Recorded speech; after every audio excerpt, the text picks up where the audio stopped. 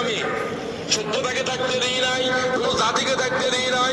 দিন যেমন রাত হয়ে যায়, একটা সভ্যতার জীবন মরণ আছে, আছে না নাই? একটা সভ্যতা 500-600 বছর পরে যেন আবার চলে যায়। আজকে আমেরিকান সভ্যতা তাম দুনিয়ার উপরে দুর্দণ্ড প্রতাপ চালাইছে। এর আগে ব্রিটিশ সভ্যতা তাম পৃথিবীর উপরে সূর্য অস্ত যাদের যায় না, ঠিক কিনা? আমেরিকান সভ্যতার পছন্দ ধরেছে। সভ্যতা বিশেষজ্ঞরা বলেছে এই সভ্যতার আর বাঁচার কোনো হায়াত নাই। পছন্দ লেগেছে। সভ্যতার 60% মানুষ, যে জাতির 60% মানুষের পিতার পরিচয় নাই। আজীব কথা বুঝেন নাকি? কি নাই? কার পরিচয় নাই? মার পরিচয়।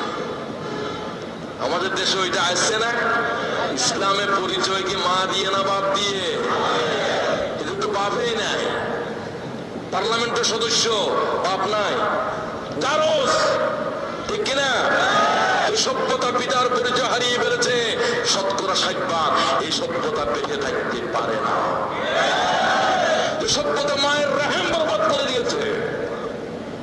নারীরা তাদের রেহেম ভাড়া দেয়, অন্যের বিরুদ্ধে ধারণ করবে, সন্তান হলে কত টাকা রেহেম ভাড়া দেয়। নাউযুবিল্লাহ। কোন কুকুর, কোন ইতর প্রাণীর জীবনে এগুলো আছে?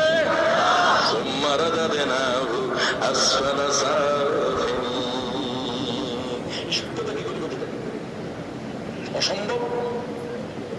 যে সভ্যতা আজ মানবতার ধ্বংসে শুধু অস্ত্র তৈরি করা, এই সভ্যতার আর কিছু আছে? শুধু ইরাকের ভিতরে 7 লক্ষ মাসুম বাচ্চা নিহত হয়েছে।